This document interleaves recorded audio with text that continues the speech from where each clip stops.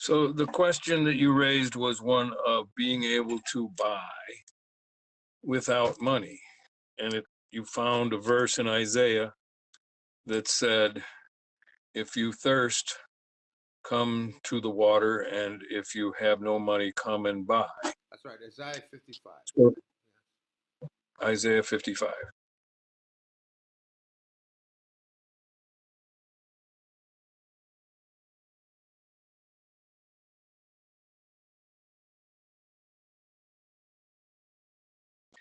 The question about capacity, human capacity.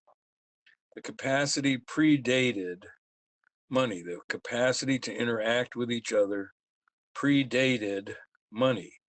And when money was initially some kind of trade good that you had to acquire that was of value to somebody else, then you had to find that before you interacted with each other. But when you're interacting with each other in a record-keeping fashion, using an abstract representation of the doing that has gotten done or the doing that will be done or the activity that has gone on, then that function of recording, of providing a record and keeping track of what has gone on, doesn't require the possession of some particular item that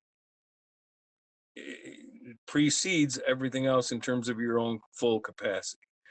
And so the full capacity of a society, in the expectation that the society has plenty of capacity, it may not have the item of trade, the particular trade good that they want, that some other entity wants, then maybe you have to provide that. If they really want pots made out of clay, you don't make pots out of clay, you only make them out of woven fabric, then maybe you got to learn how to make clay pots in order to trade with that other group. But the expectation that people can interact with each other based on record keeping is the basis of money that we have today, because money today is just record keeping. And yet we keep going looking for this item. Money today attempts to function on the basis of record keeping, but unfortunately, because of money's misrepresentation, it is not performing that duty adequately, and it's so problematic. But I think the simpler approach to this is to say, okay, um, if we just think in terms of potential, the potential to act and do and whatever, um, uh, if we understand money logically, uh, we know that money is constraining. It imposes constraints on economic activity, right? And Exactly. it's also uses circular logic. In other words, it creates the circumstances in which you justify it. So it creates it's once people are aware of money's misrepresentation and they follow the logic and they realize that it's all full of um, false premises and false assertions at the most fundamental level, that is unquestioned and assumed by everybody, which is the problem. Once you realize that, then you realize that money ultimately is a constraining thing. The fact that you can progress along that constraint is like saying, I've often said this, that the progress is often um, is justified by yesterday's errors, and it seeds the errors of tomorrow. So as long as you're looking backwards and saying I'm justifying what I'm doing now as a reaction to past errors, right? Therefore, I have a sense of progress. But nobody's making the full calculation of what the real cost is. Nobody's thinking about all of the other effects, the environmental effects, the social effects, all the other losses, all of the limitations, the stifling of potential that would otherwise bring fruit that cannot, because have this Mhm. our concept of money is imposing certain imperatives, and we think that those are real and must be satisfied, and therefore we're basically changing the trajectory of our civilization and of our development according to money. So it's constraining. So the thing is that if we didn't have money, or when we didn't have money, or this notion of money, which is a millenary notion, it's not something that just popped up now. Before we had that notion of money, then we did not have the corresponding constraints. So it's a logical conclusion that if something is constraining and you remove the constraints, right, those constraints now no longer exist, and therefore you have a broader array of potential activity. The ultimate justification is that whatever that broad array, or whatever we were capable of doing, or whatever we hoped to do, whatever our circumstances were, that was unacceptable. In other words, we have to assume that we are progressing from something terrible towards some kind of utopia. And this is why we're accepting the constraints, because without these constraints, we're going to fall back into this previous madness and depravity. And basically, progress is all about raising humanity out of depravity. And that question is that nobody can prove that, because nobody can actually measure the real quality of life when we didn't have this constraining concept of money. Nobody knows what it was like to live in a primitive Garden of Eden. Primitive, okay, but Garden of Eden nonetheless. And we had all sorts of potential, and to be happy, and to express ourselves, and to develop. Well, whatever development we would have had without this notion of money, right? We don't know what that would have been. So we have no No. way of saying that the course of civilization without this notion of money would have been worse or less satisfying. So I have to make so I'm not saying who knows what we would have been, or where we would have, or what we would have come to, or what our true destination is. Maybe we're not made to be anything else but happy people living in harmony in nature and just sapping it up. So Yeah. it's very hard to qualify and say that what we've done is better than what was. It's very hard to say that. We know that in medicine there are solutions that are harmless. In other words, we can solve problems, medical problems, without incurring some kind of damage or negative outcome that sort of that we have to accept as a sort of a payment for, right? So in other words, when we think of chemotherapy, we think chemotherapy, well, yeah, it's terrible, it probably will kill you, but it's better than dying, right? So we have a solution because it might cure you, but in the process it might just leave you in a state that you don't even want to live. Who knows? But it's the trade-off. It's always the trade-off, right? But then there are examples of remedies that don't involve that. Yeah. So it's a choice. We could decide to, we could say, okay, we're going to have people who are going to invest in medicine, but any medicine we have cannot have side effects, right? So we just have to find ways of curing people where there are no side effects, right? There are no negative side effects. So all we're doing is improving the situation of the patient. That's it. That's all we allow. But that's the requirement. So forget about chemotherapy. Forget about all these other things, right? We could do that, but the question is, why haven't we? Why is it? Because, like I said, it's an open set. We don't know what we're going to discover if we only look for solutions that have no side effects or negative side effects or harmful effects.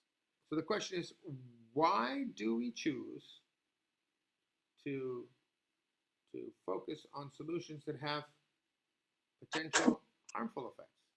Let's ask the question. So we have open set. Open set means we have an indeterminate number of options in this bag. And the only thing they have in common, they're all different, but they all have in common is that they don't hurt you. and they solve problems, right? Yeah. And then we have in this other bag, we have an indeterminate number of solutions, right? And but they include trade-offs, right? Yeah.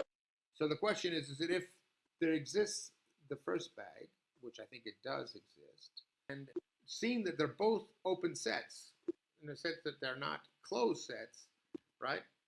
Then the question is, why would we choose the one with the side effects? What is it that is prompting us to choose these solutions that have damaging side effects? They have these what we like to call trade-offs. You know, it's to put it as sort of a vague label would say, you know, no pain, no gain. Yeah. But that's not true. There are all sorts of gain where there's no pain. So the question is it, you know, we can choose to live in a way where there's gain with no pain, or we can live in a world where there's only, you can't have any gain without pain. So so the question is, where does that come from, and why do we believe that? You know, we could believe it if we knew that the solution of no pain but gain was a closed set, and we could identify and say, yeah, but this only takes us so far. So it's a closed set, and we can't move out of that closed set. So there's only a number of things we can do where we get some kind of gain with no pain.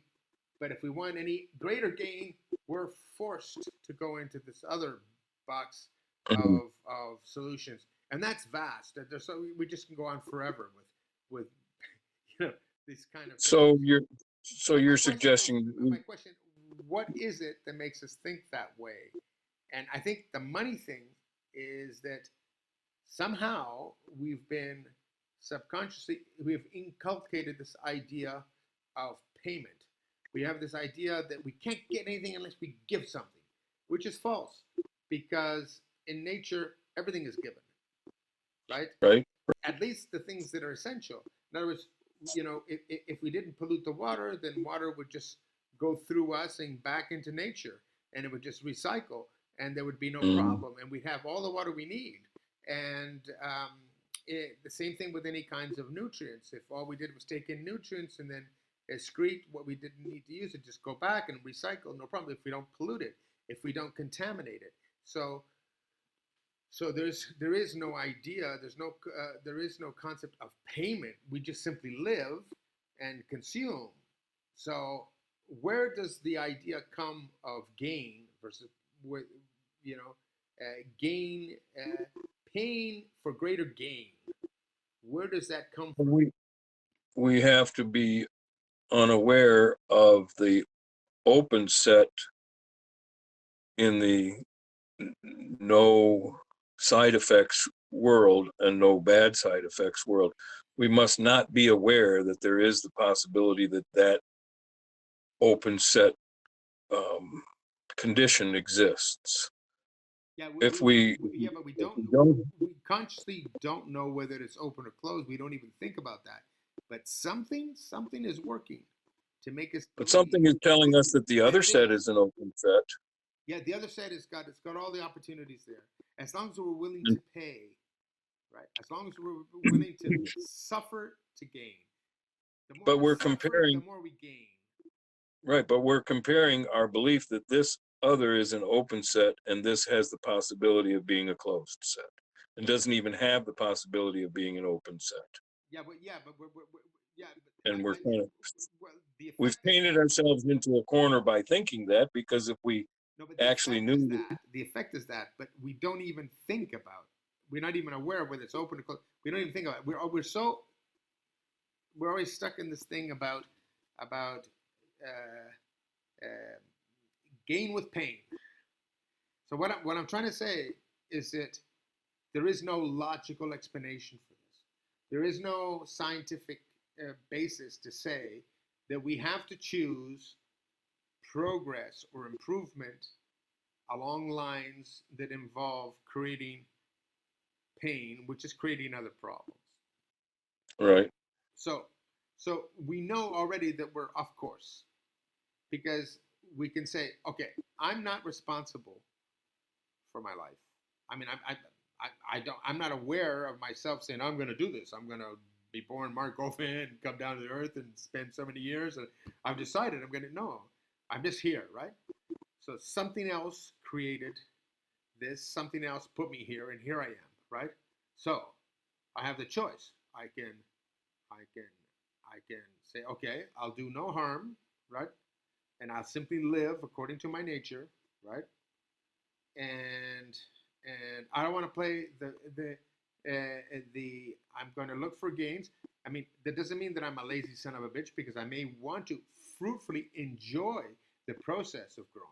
I could make efforts because it's like, if you love your work, then the work is play. It's not work, right?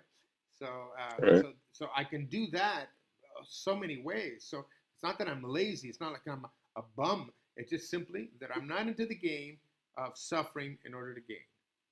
I'm not in this game of which is, we've heard that story that was put into our minds with the art, the suffering artist. And you're never going to be a great artist if you didn't have some kind of disease or tuberculosis or something. Like the real artists is all were decrepit and dying and didn't have enough food and were starving, and yet genius. That's bullshit, right? The greatest products we could give is from being healthy and fulfilled and wholesome and complete. So, but that idea was given to us. So we have this sort of negative, dark veil that's teaching us that there's this kind of negative, dark, deathly, reality, and from that reality comes these wonderful, beautiful outcomes, right? And that's the worthwhile thing. In other words, Mm. no gain without pain. And this is some kind of masochistic bullshit, right? Um, And the beginning of your conversation was that the dismissal of that bullshit that you found in Isaiah is that you don't have to suffer the pain of having some money to pay with in order to obtain standing or nurturance or something from within your community. You don't have to be that well, pained, yeah, suffering individual within the community. The community has the capacity to support everybody, and if you need, you just come and you have. So the dismissal of that notion of no pain, no gain has a certain twist to it. well, The dismissal of that comes in the verse from Isaiah that says, you don't really need to suffer. You just come on and sign up, be part of us. yeah. I mean, the expression of where we got to from the Isaiah thing was a question of money being a constraint. So obviously, with the Isaiah thing, that constraint is not there. So suddenly, anybody can Mm-hmm. come along and participate, and that Right. the underlying value ultimately is not the money, but the the the the the the ability for people to do things for one another, and for people to remember that in one way or another, so that you Yeah. get by. So in other words, it's alluding to some kind of local system of trade that doesn't depend on money, or whatever money was in that time, which is not the money we have today. But anyhow, so we agree with that. And the interesting thing about the Bible was the whole idea that in Isaiah, which is Old Testament, we are already talking about the concept of buying without money Yes. is stated, which is something that we should take note of. So that's interesting. But I think that the thing that would the interesting point I'm trying to make right now, and what I'm getting from this is the fact that our job in this life isn't to suffer. Our job in this life isn't to have mutual slavery, if you will, which is what the money system is all about. Mutual slavery. Yep. Yep. Yep. Our life is about enjoying what's given to us. because none of us are the architects of this world and its resources and everything they do for us. I recently saw a paper that was talking about the positive effects of ivermectin on tumor growth. So, I'm not making any conclusions about this. I don't know, but it was very interesting that the paper stated that they had been shown to have great capacity to eliminate and deter tumor growth. It highlights the fact that it can't do you any harm. Another very known one is the vitamin C. So we know that if we don't have enough vitamin C, we can get scurvy, yet with just a modicum amount or minimum amount of vitamin C, scurvy disappears. We have a whole world out there of possible solutions to all sorts of problems that do no harm. And one of the solutions that we have to a problem we all have is the economic problem. And one of the key ideas that we have of our proposal is that if we make the money system passive and we use it as a simple record of value, it's going to maintain the most essential function that it's trying to serve and does so very badly in the current paradigm. It would do that better, right? And it has absolutely no price. It doesn't cost anything to do it. No one has to pay. So, let's assume that Bill Gates has got billions in the bank, which he doesn't. See, all the billionaires don't have billions in the banks. They have billions in shares, and they have, more money in the bank than you and I have, but not necessarily anything proportional to what their value is touted to be, right? So everyone's operating on this liquid cash to do things, to buy the groceries, to pay for the electricity, to buy the car, all these things, right? So billionaires will probably have a higher standard of living for sure, but it's not proportional to their fortune, right? The amount of cash they have to do things with, right? So we're saying if those people with the cash that they have, whatever it is, right? We say, okay, everything stays the same. You still have the same shares because we don't need to take that away from you right now. You can sell them later if you decide to, because you might think that that's the best thing for you to do in the new paradigm. But no one's going to take anything away from you. No one's going to take your house away from you. Nobody's going to barge in and ruin your life because we want to make things straight. There is no pay a gain of this new paradigm, but somebody's got to pay the price. None of that. Our solution simply says we take the balances as they are now and we make the system stable. And once we have the system stable and passive, then what changes the balances is not the system, but how we interact together.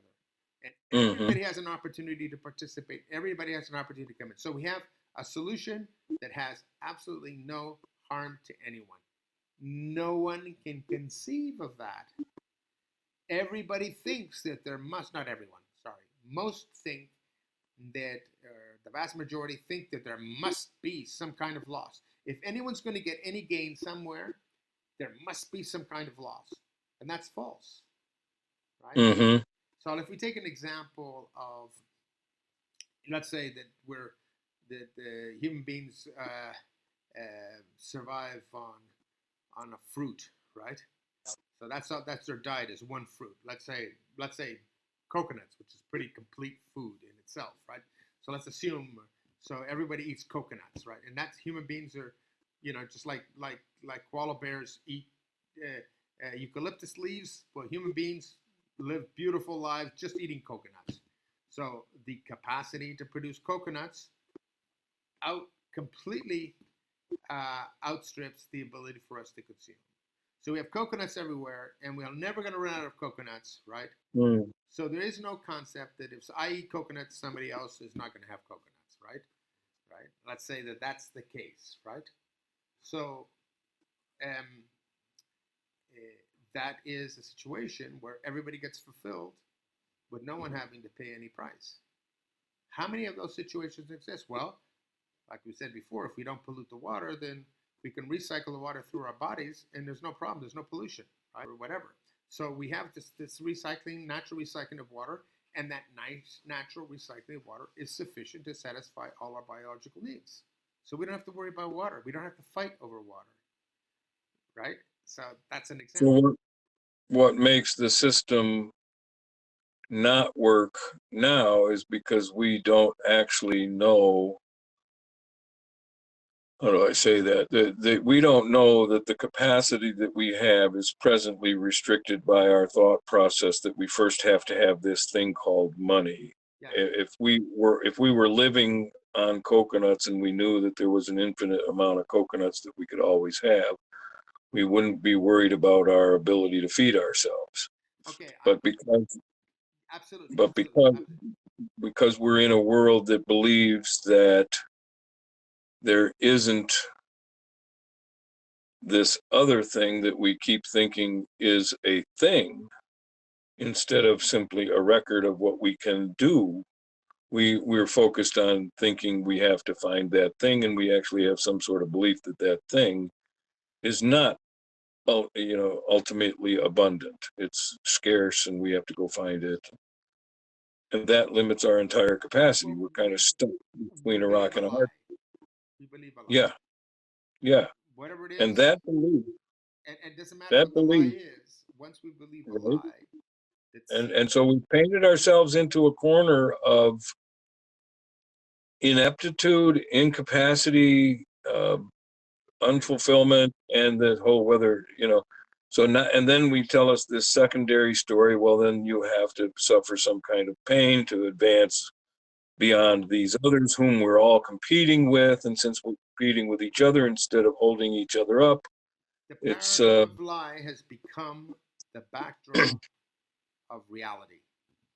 yeah, And and it's a nonsense it's not reality. because a lie by definition is something that should that leads you away from reality, never towards it. But here's an interesting point, and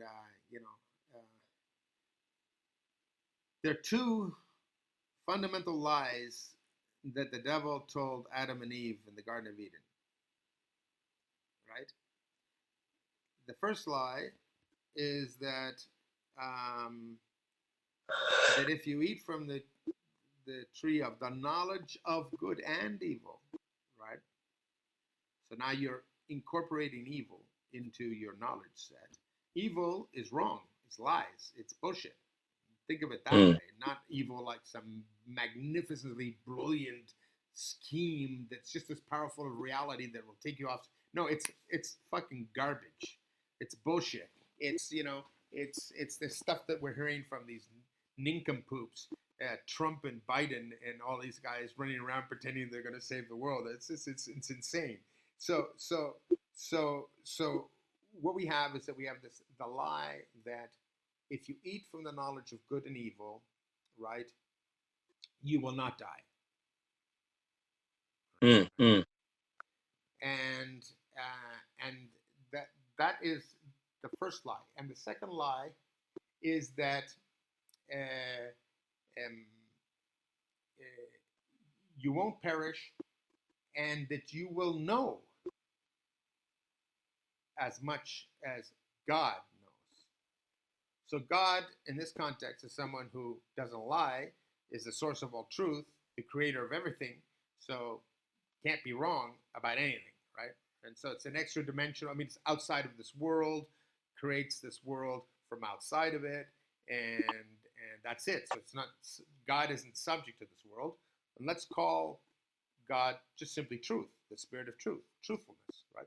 So truthfulness, right, um, can't be beat. Nothing can be smarter than the truth, no matter how simple it is. So you can't outsmart the truth. So the second lie is that you're going to have, by admitting a world of knowledge of good and evil, so think of it as truthfulness and falsehood, you're going to somehow know as much as God, right? So mm, if we think about all the problems we have in society and humanity, they're all based on misconceptions, lies, tricks, etc. If we think about all of the injustices, they're only made possible on a systemic level in the case of money.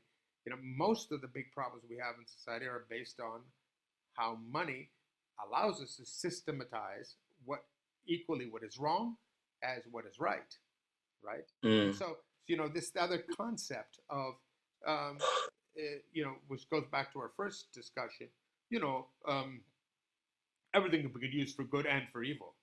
No, there are some things that can only be used for good, right? You can't hug Mm-hmm. somebody, give somebody a hug, and that can be used for good or evil. No, no, it's good. You can't smile to somebody and say, "Oh, you're going to use that like a warm, true smile." It could be used for good or evil. No, no, there's a whole bunch of things we can do that don't require evil at all. You can't Mm. share water, share food, and share housing, and share things amongst each other, and say that could be used for good and evil. So this whole notion that anything can be used for good and evil is bullshit. So why are we playing? Again, we have this open set of things that we can do for one another that can lead us who knows to where, that have absolutely no requirement whatsoever to incorporate evil. But now we have in our mindset, oh no, everything we do could be used for good and evil, you know, Mm-hmm. which is bullshit. So, and where does this bullshit come from? So ultimately, the bullshit comes from the fact that people don't think, people aren't aware, people are sort of, lackadaisical and, in kind of zombie land. And they're constantly being perturbed to act in their name, right? So they're always being pushed to act in their name, right? To do things they would never even think of doing or even contemplate.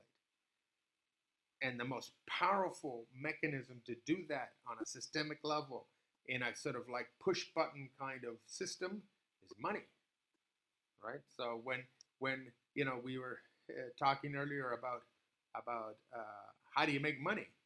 Well, you draw a circle, put your money in the circle, hire some guys to take money out of the circle that always put back more than they took out. And if any one of the guys you hired fails to do that, you shoot him in front of everyone else. And that's how you make money. That's ultimately Mm-hmm. what money is all about.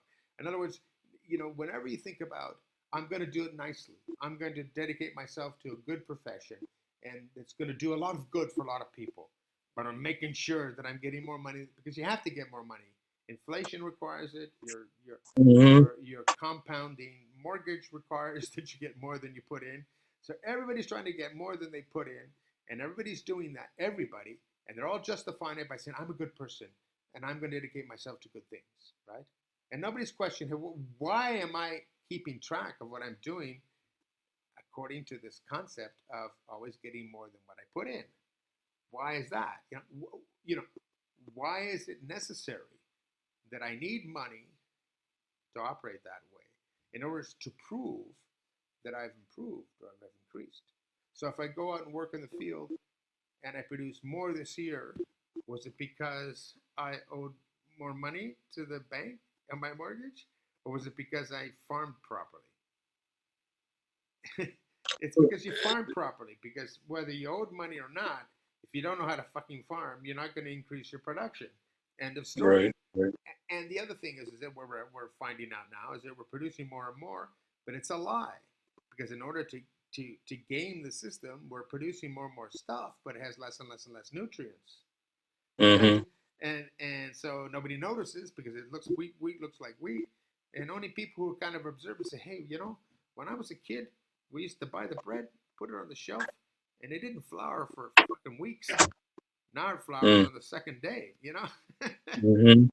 So I mean, we have all sorts of problems, and it's all this cascading of lies and bullshit and all that, and it all comes from that initial concept of including, saying that true knowledge is the combination of both good and evil, Mm. as if they were equal. With one you don't have the other, but that sounds really good. That sounds like yin yang, and that's also a misinterpretation of yin yang because I've seen Christians assume that yin yang, the concept of yin yang, has to do with good and bad, and it doesn't. It just noticing that in nature they have opposites that interact, and not because cold is good or heat is bad. They're both, you know, both good and in the right proportion, but they interact and they create a dynamic between them. So it has nothing to do with good and bad on a moral level.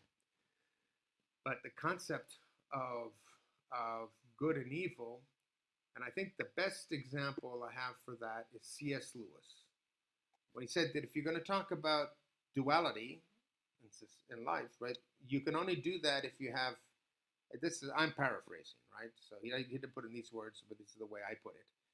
But from his concept, is that, and because I know this to be the case, right, from logic.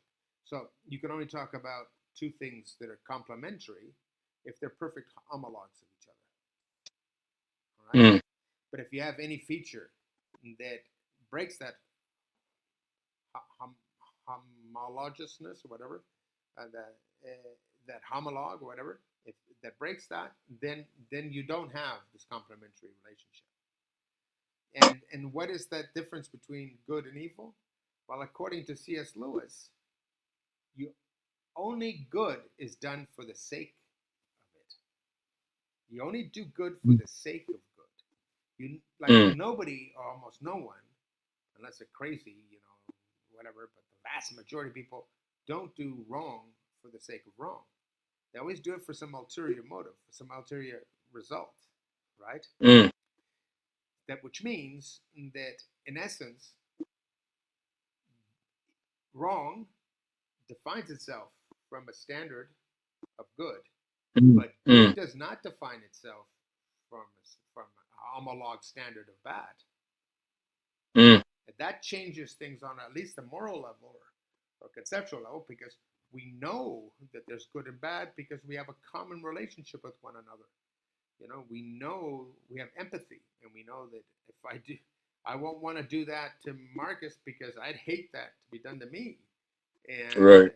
and I really enjoyed my relationship with Marcus, my friendship with him, and I wouldn't want to put, so there's all sorts of good things that all sorts of reasons why we wouldn't do bad for on a natural level. So the question is, if good exists, what is that good? And what is that ultimate good? So the question is it, can lying and deceit, clever lying and deceit, reach that same pinnacle of of of, of superiority? No. So, No. so that means truth is the absence of deceit. Mm. Truth is all giving, in the sense that truth will always provide for you solutions, ways to make things better, to solve problems, to make us, etc. Truth will even prevent us from having problems. If we're aware of the downfalls, we won't feel the downfall necessarily. So so the point is that we have this goodness that we're constantly trying to pollute with clever, smart, witty, all different forms of wrong, not to say evil. And we seem to think that that's a necessary requirement, but it isn't. And that brings me to the other thing, is that personally, I'm just not interested. I'm just not interested in playing this game, right? And I don't think you are either. So what our No. purpose, the way we can take our message to people to say, hey, look, there's a whole beautiful way we can live that has nothing to do with Marxism, has nothing to do with the left and the right and the political reality and all of that bullshit, right? Because it's ultimately bullshit, and it's riddled with flaws and logical inconsistencies, and everybody believes in it because it claims to be pursuing some kind of ideal that obviously everybody wants, right? Like equality and all. This is all nonsense, because we don't need to be equal to be just. Why? I mean, let's face it. There are people who are just not able to lift a lot of weight, and so Right. they're never going to be equal to you lifting weight, and therefore, what do we have to be cool now? No, we don't. And we can love them and include them, and they can help us, and they can help us guide us when we move the weights that we are capable of. So this whole idea of equality, it's all bullshit. It's all nonsense, and it all stems from this idea, this culture that we have of of bullshit and deceit, and the money system and the misrepresentation of money, the core misrepresentation of money, is at the root of all this in terms of systemics. It keeps it going, and it's absolutely unnecessary. There is no value. There's no value in it. And when you talk to economists about that, you realize how poorly educated they are. How really they're people playing, they're like the wannabe technical geniuses in a false paradigm. Where, Yeah. but I mean, because they could never make it in anything that really required, you know, you never have, you can get, like in Spain and I think in Canada too, you can get a signature of somebody that validates who you are. So you have doctors and you have engineers and these people that belong to professional societies that take on a lot of responsibility, and engineers will sign a project that if it doesn't work, it'll kill people, right? So they have to be incredibly trustworthy, right? So you never get somebody to validate a building project. You'd never give it to an economist. Their signature's No, worthless, right? But no, you you would would to an not. engineer, a good engineer. And if the engineer were to fail, he would lose his profession and maybe Mm. even go to jail, which never happens with economists. So this is insane what we're living, and it has to stop, and it has to stop before we start throwing nuclear bombs to one another. Yeah. Well, the protection of one society against another, the whole dynamic of money being based on it itself being a thing that requires protection, then morphed into all of this nation states stuff defending their assets, and their assets in monetary terms are not things because money isn't really a thing. So the question about the legitimacy of nation states comes up with regard to, well, so the guy that you were talking to, the friend of Stewart's that wants to maintain hegemony with the dollar, and as if it is a thing that people have to have in order for the hegemony to maintain itself, then it has to be the thing that people have. And if that's not the thing that people have to have, that hegemony goes away. But then so does the concept of having that hegemony by any other entity that imposes their currency on another group, because that imposition then just loses any kind of credibility, because if there's no credibility in the concept of money itself is an item of value that requires protection and requires people submitting to the authority of that, then not only does that whole conflict between nation states goes away, but so does the concept of poverty goes away, the concept of incapacity goes away, the concept of the no pain, no gain, that stuff goes away. As soon as you come to the acceptance that you don't have to have this thing, you just have to have each other, and the doing that gets done, we do out of generosity because we love and care about ourselves and therefore other people, then there's no protectiveness that is the motivation. In fact, the protectiveness goes away when you come to the recognition that, well, who's protecting the records of what we've done? We already did what we did.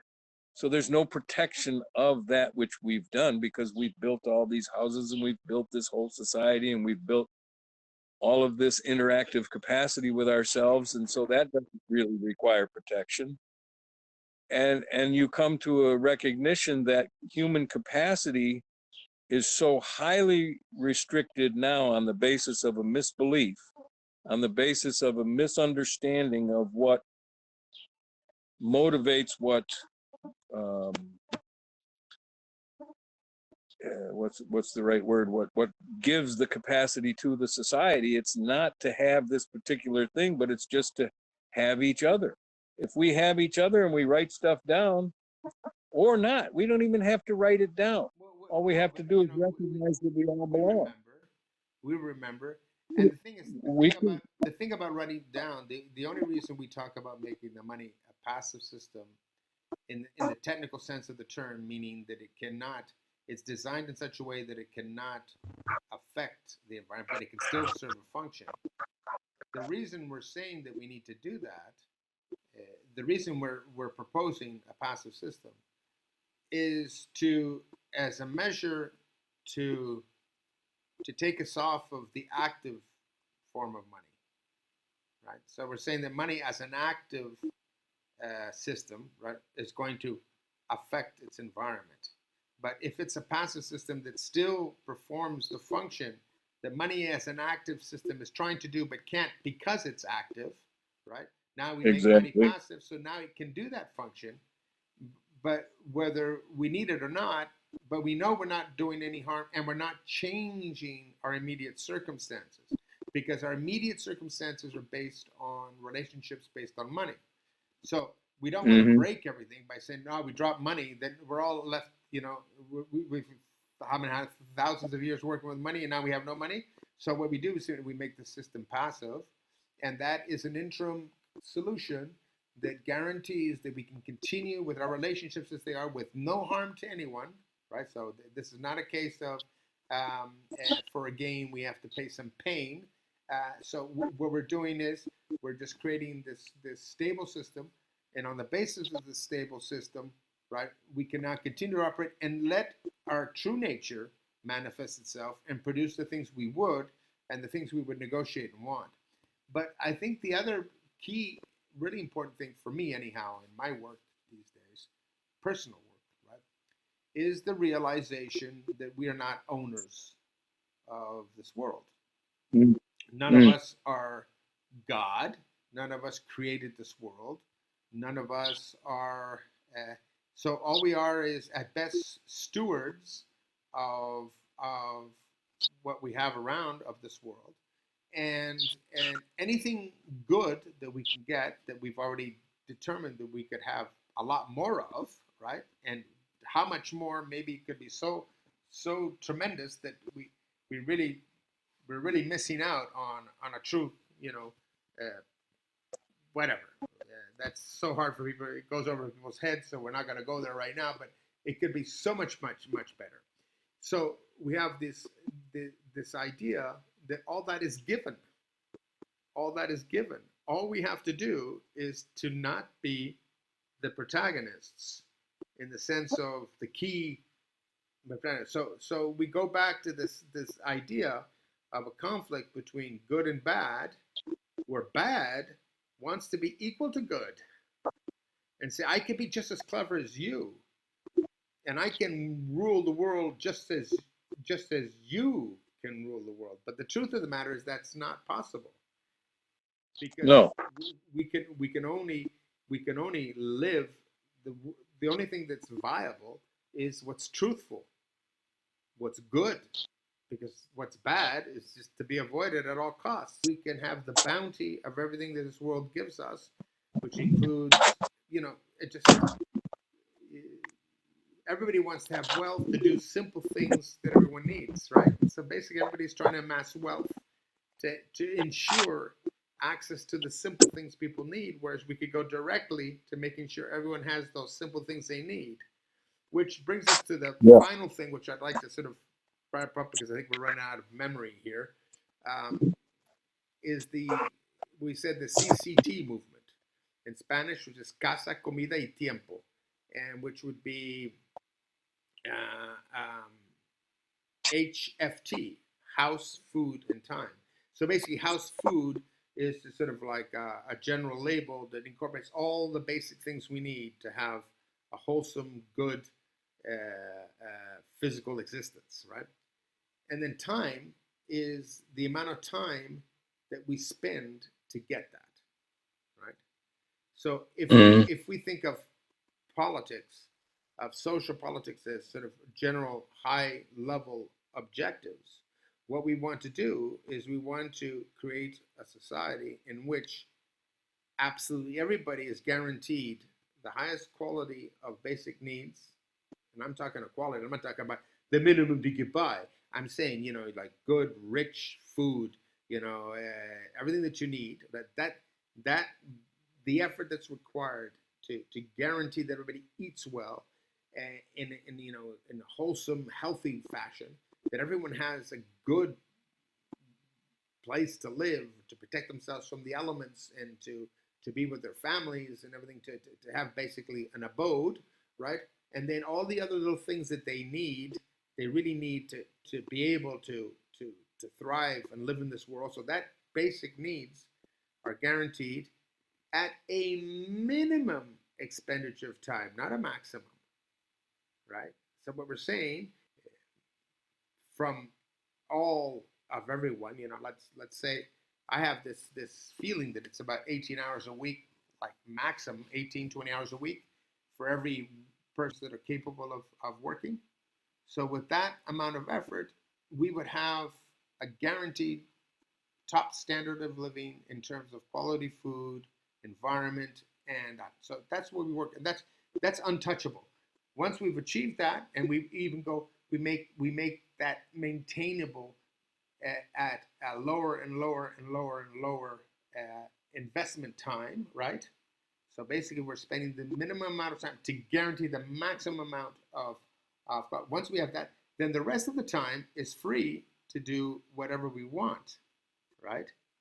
In the sense of whatever that we want to do and can do, of which, as we said before, there's an open set of positive things that we can do that don't require harmful activities.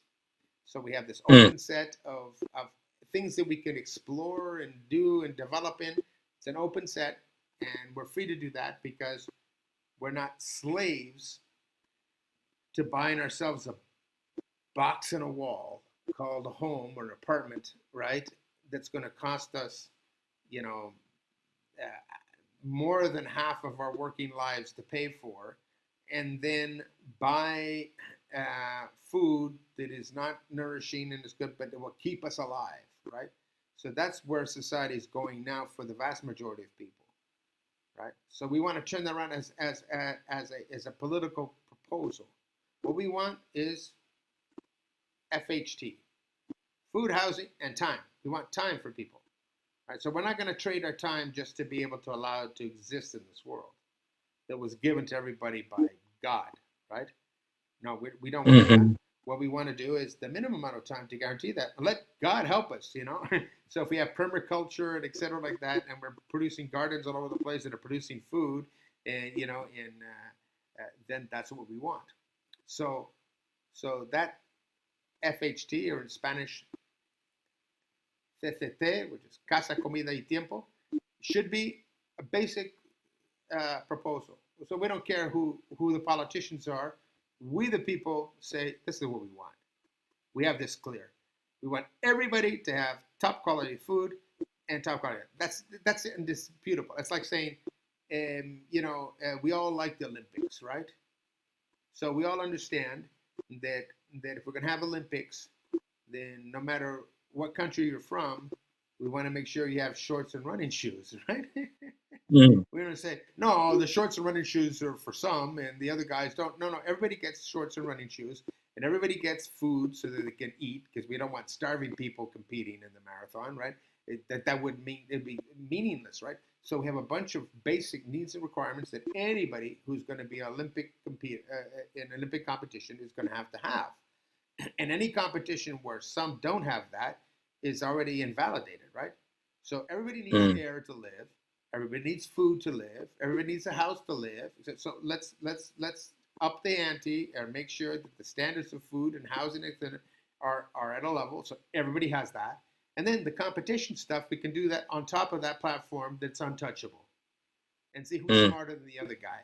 But what we're not going to do is play this game that it's got to be on a survival basis, because only the great players have done it, for survival.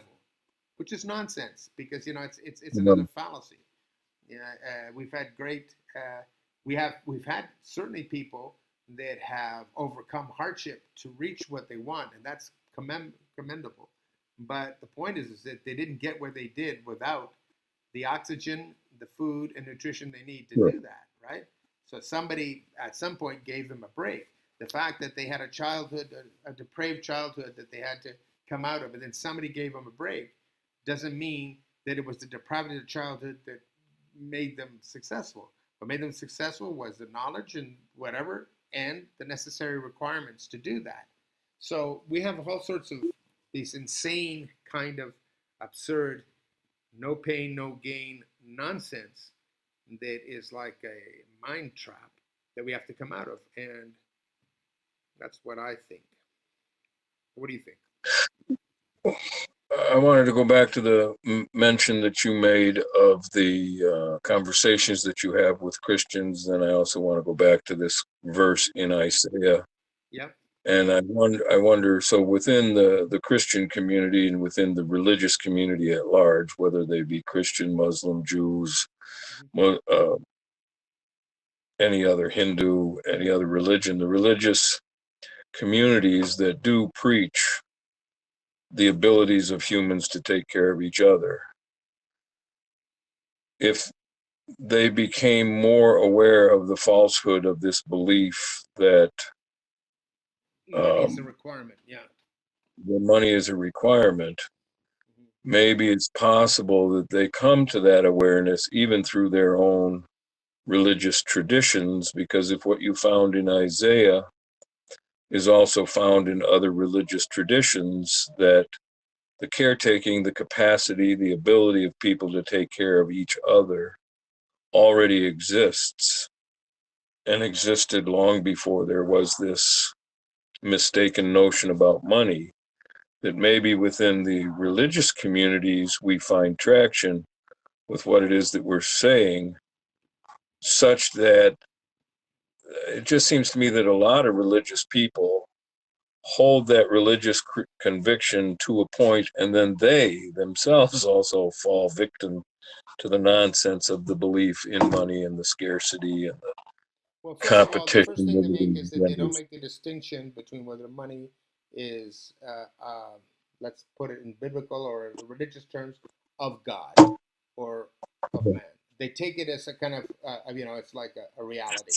It never dawns on them that maybe money is a human invention that was inspired by the devil and not by God, Mm. right? So maybe money is a big problem. So that's the first thing they need to think about. But I think the most important thing to me, the way I deal with that, is the question of truth. In other words, if I Mm. go, all religions that profess whatever good they're professing, whatever they want to, they all claim to possess the truth. So my question is that the, you know, um, the Bible, for example, is not an encyclopedia of all truth. In other words, it may be entirely true in the sense that if the proper reading of it and understanding of it will be entirely true, so completely truthful, yet it doesn't tell you all the truths you can know. So in other words, Mm. and we know that any Almighty God that created the universe is going to be a God that of truth and synonymous with truth because truth is that thing, if you will, that is required, that is non-physical and not contained by time and space. In other words, there is no physical world or universe you can create without first having the concept of truth before. In other words, in other words, the principles upon which anything happens in the physical, material, phenomenological world can only come about because of a pre-existing framework of truth, which is immaterial. It's like logic. It's like whatever you want. So we have this mind capable of creating a universe that isn't subject to this universe because it's broader than that, and that's God. Now the question is this mind a bullshitter or is it truthful? Mm. So they all say their God is truthful. So okay, fine. So that anything that we can determine for ourselves to be true has to be obeying that God, right? Mm-hmm. Right? Yeah. So, okay, guys, we have the proof with the money's misrepresentation that money is absolute nonsense. So we know it's not Yeah. the product of God; it must be a product of the devil. Mm. Your view of the world, right? So why are you adhering to it? And God, Christ said, "Don't fight against evil." He doesn't plan that we should fight against evil. It's just this acknowledge truth. That's all you have to do. Mm-hmm. So what are we proposing? Acknowledge this is truth. So now that we've laid out the logic and the truth, and we know this is true, that money is bullshit, right? And here is why, in the most formal sense we can, then we say to yourself, well, then we don't have to fight against anybody. We just have to spread the word, right? So that they Mm-hmm. understand it. Why would we do something that's nonsense, that's doing so much damage to ourselves, destroying our relationships with each other, within our families, within our friends, whatever, completely, you know, uh, um, uh, creating a contents for for complete lives to be misled and mislived, right? And then have these international conflicts all based on money with these nitwits that talk about the the IMF and the World Bank. These are nitwits. This whole trapping of money and all this nonsense can be shown to be absolute nonsense. And so we go to the religious people that you believe in God and the truth. And your God accepts all that is true and denies all that is false, right? And is completely true. So here's something that's false. Why are you obeying it? Mm. Why, in the name of your God of truth, are you not forcing that? Asking that we be delivered from this nonsense. So, so I'm not an expert in religion. I'm fascinated and I'm reading. I think that there is something absolutely special about all sorts of religious individuals. Um, the only one of all of them that is claimed to be the Son of God, which is something that needs to be interpreted, right? But when I hear Christians say that only through Christ can you reach heaven, there are two ways of looking at that, and that is that Christ being God, truth, right, and being completely truthful in his life and being one with God, right, and free of sin, which is what is purported to be the case, then it's not that he decides. It's not that he decides whether you're in or out, but it's by his standard that you're either in or out. And what does it mean to be in or out? Well, the idea is that bullshit is just not viable. So Right. Either you're consistent with truth or you're out. that's right, and it's not something that anybody's doing with, like with glee. It's something that's probably going, oh my God, another guy failed, whatever.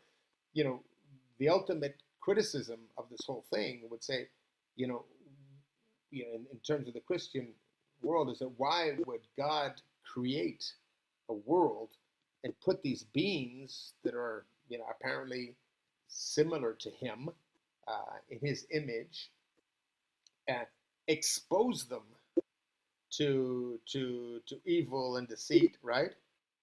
And then Mm. say, I'm going to weed out the ones who pass the test, right? It's like, isn't that kind Mm. of cruel?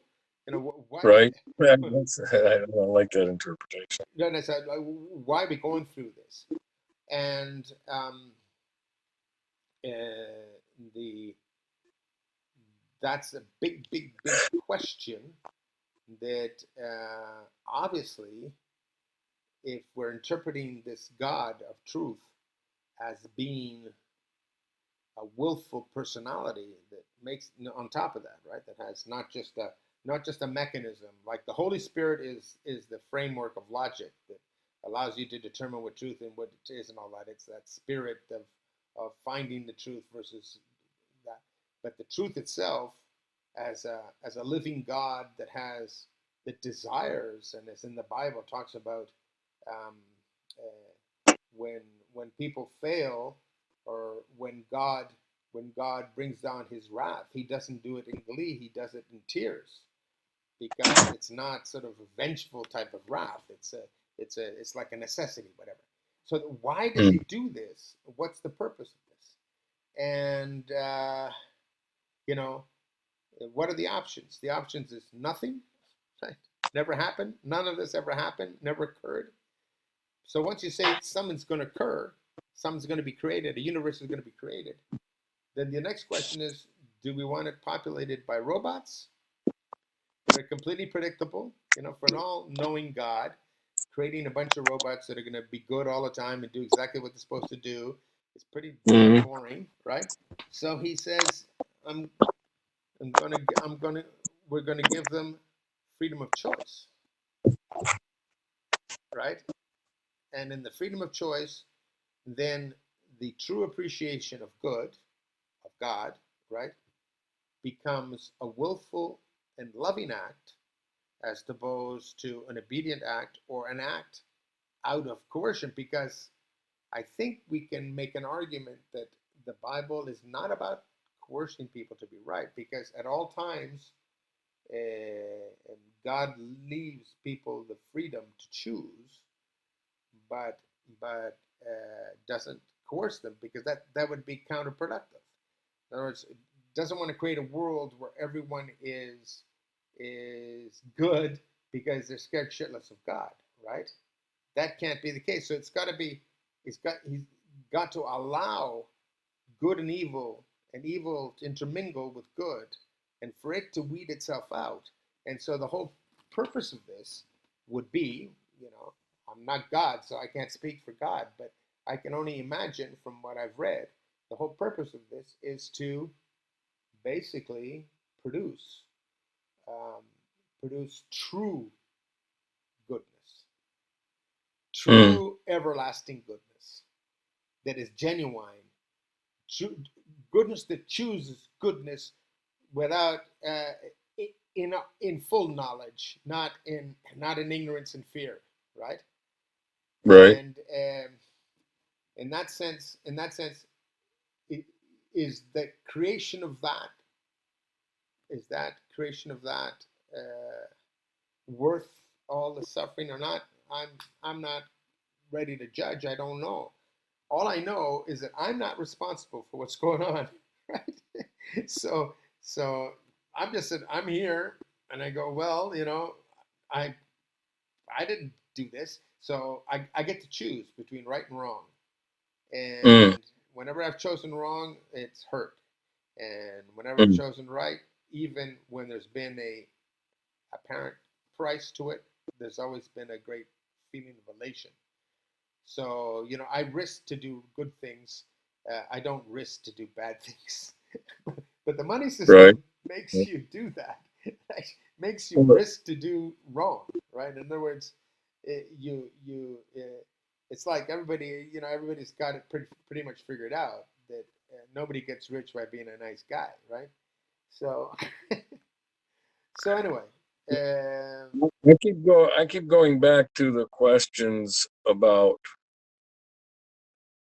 the phenomena that we see, and what phenomena we would see if we didn't hold this misrepresentation, because there is an expectation that people have, but those expectations are already inside of a particular paradigm.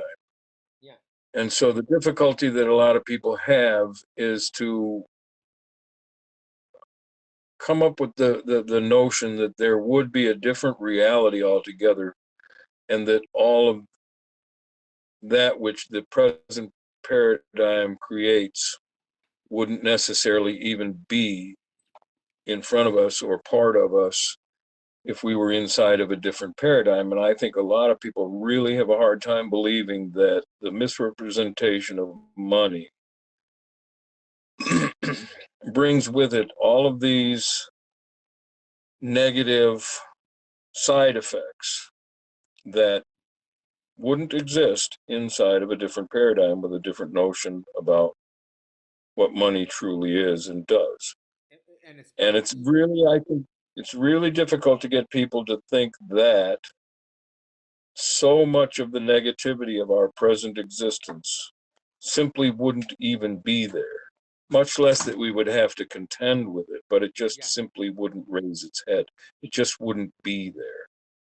And I know there are social systems within which a lot of the negativity that we see in our society doesn't exist. I'm pretty sure that Native Americans can tell you stories of the misrepresentation of themselves and their own social orders that have been written into the history books by the colonizers that's simply not true about them.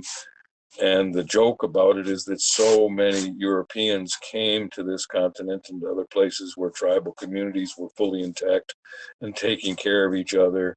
And the people from the colonial populace came and showed up and said, you mean you don't have any banks? You mean you don't have any cops? You mean you don't have any jails? You mean you don't have any homeless people? You mean you don't have any people that are going hungry? How do I become one of you? And the response is, well, you just do what we do, and we don't produce that because our social system doesn't produce those things. I think that inside the monetary paradigm that most of us carry around in our heads is that we actually can't believe that there would be such a thing as no scarcity. We can't believe that there would be such a thing as enough for everybody. enough, enough for everybody. Because the system that we're inside of has created all of these side effects that, um, and it does come with the territory. Those side effects definitely come with the territory. Um, but it's inside of a particular paradigm that if you can allow yourself the grace to believe that a different paradigm will give you a completely different set Yeah, of you know, opportunities, of experiences, that's what a different and paradigm and, it, means. and yeah, and I really think that people haven't really quite understood when we use the word paradigm what that fully means because they so heavily want to hold on to and go dragging all of this nonsense of the existing paradigm into the new Yeah, and say, well, then what are you going to do about this? And you just want to say, well, that's not not going a to be problem there. anymore. Yeah. Go So away. what are you going to do about So, inflation in a passive system? Well, by definition, yeah, a passive system has no inflation. But right, right. or any kind of geometric output, be it inflation, be it Hmm. interest, be whatever. But here's there's Hmm. another key important point that I wanted to bring in terms of interpretation of, of religion, and the question, and that is the idea that um, falsehood has the property of propagating falsehood unless it's stopped. So it's like falsehood is sort of Mm. like instability propagates until it meets a force greater than it that extinguishes it or cancels it out Mm. entirely. But there is no Okay. coexisting with instability in any kind of viable way. That's insanity. Uh, so the